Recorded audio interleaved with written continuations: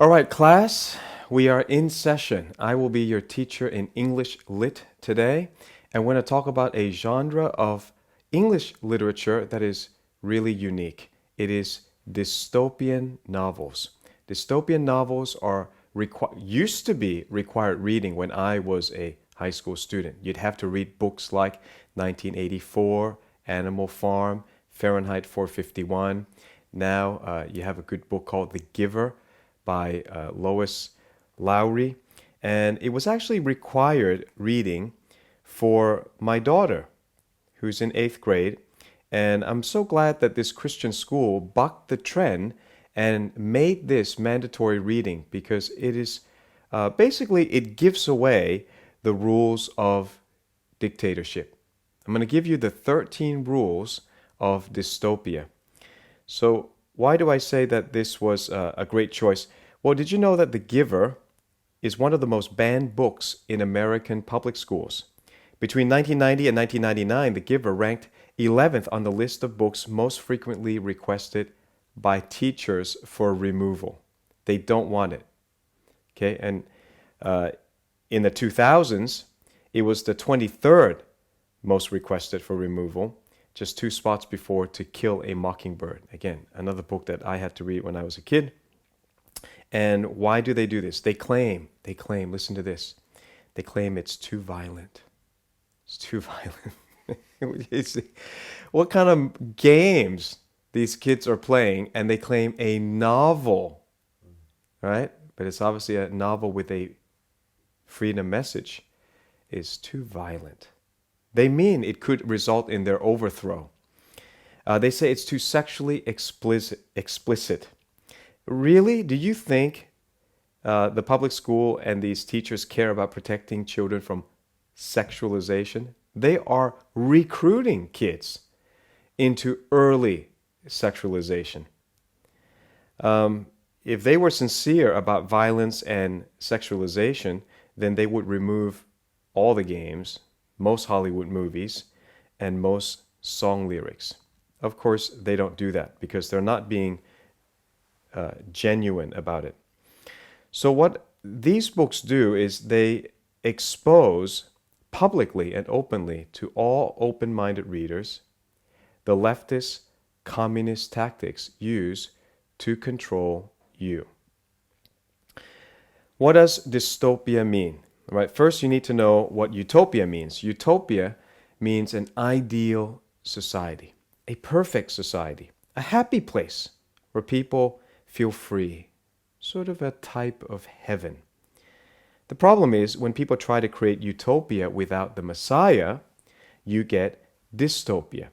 The first example of this, where people try to create their own utopia and it turns out to be a dystopia, is when they all got together at the Tower of Babel. The Tower of Babel, we say in English. The Tower of Babel. And God did not like it, and really God is the originator of dystopian literature, because it happens again and again when people try to create heaven without heaven's owner, without heaven's creator.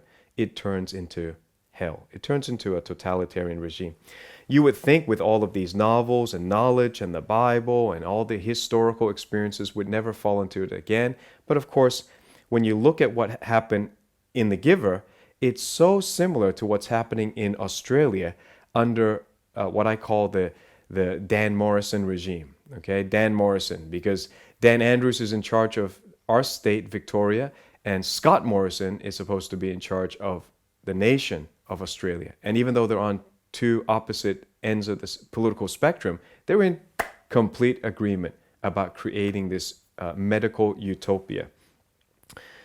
So are you allowed to talk about this? Well, so far we still have freedom. So I am going to educate you about a big chunk of English literature and what this is about. So now that you know what utopia is, a dystopia is just the opposite. It is a state or society which tries to paint itself as a utopia, but is in fact the opposite. It is a place of totalitarian control and injustice.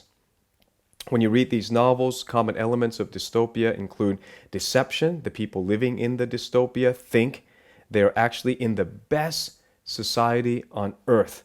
and everyone else is living in hell. And this is literally what people believe in North Korea. That's what the Kim family has brainwashed people to believe. And I live in a lockdown society, and people think that way. People think that if you lived in a free society like Sweden or Denmark and you roamed around freely, my goodness, you are selfish, you're going to be a danger to others.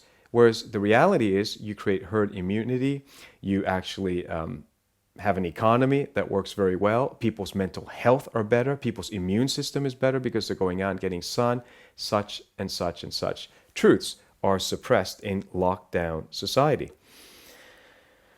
Another common element of dystopia is you get government control. Right? In strict government-controlled society, you need permission to travel. Can you imagine that? You need permission to travel, permission to meet, permission to eat. The dictators make up rules as they go, and they're always advertised or promoted as for your own good. It's in your best interest, they like to say. Yep, it's in your best interest to be isolated, to not see your family, to get vaccinated, to get tested often, to get traced and to get tracked. It's for your own good. A third common element is the loss of individualism. The dangers of independent thinking are emphasized and exaggerated. Fourth common element in these novels is survival. The people who live in dystopia usually are left to fend for themselves while the elites live it up. They don't have to obey their own rules. I wonder if you're seeing that with the gatherings for Obama's birthday party, Nancy Pelosi's dinner out with other people and no mask, their fundraiser for the Democrats, nobody had masks, no social distancing. Rules are for the little people, the dumb people who are not part of the elite. That's how they think. And then, of course, there is mass surveillance and technological control. Advances in technology are used to instill fear, which then makes people easily gullible and controllable. All right, so I'm going to use The Giver. If you've never read the book or seen the movie, you might want to do that as your homework, and then we're going to show you how it relates to the Word of God. So here are the 13 rules of dystopia, the 13 tactics used by dictators to achieve totalitarian control of whole generations. And I wonder if you see, while we read this, if you see any parallels with the current lockdowns. All right, 1. In The Giver, the new community claim that the old world was so bad that new communities must be built from scratch. So, can you see a parallel today? Pre-COVID days are over. Let me say it again. Pre-COVID days are a distant memory. A world in which people develop natural immunity is long gone. You must develop artificial immunity based on artificial medicine and vaccination. Number 2, the new community in The Giver was protected by a boundary. People were told never, never, ever venture beyond the edge. Is this similar to our current lockdown? Don't go and meet your family or friends. Don't attend weddings and funerals because you would be called selfish and a danger. Number 3, in The Giver, all old memories were erased. Does that sound like the censorship of big tech today? They're trying to erase. They've already erased many things about Trump. That's why my book, President Trump's pro-Christian accomplishments, is going to be a historical testament about what happened during these times. Because Google has actually erased many of the links that were referenced in the book. I had so many things recorded in real time during those 4 years. And I cited them, I gave proper citation references, and many of those links are now broken or disappeared. You can't even search for those links. Well, it's a true historical record of what happened at that time. And so many wonderful things happened that were pro-Christian, pro-church, pro-gospel, even Christians under persecution and setting hostages free all over the world. It's amazing that these things were all forgotten. All old memories must be erased in The Giver. So now they're censoring conservatives and Christians.